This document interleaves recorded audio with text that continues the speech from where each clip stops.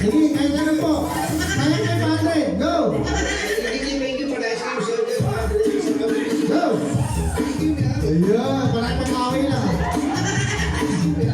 Okay, pass to number 2, 3. 3. Dribble, pass to number 5. Number 5! Dunk!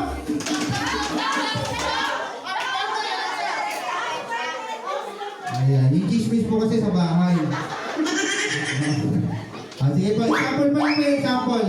Sino pa nauna? Yung boys po, tama kayong ano. Itong right side natin. Sige po, pakibalik po ang kutsara.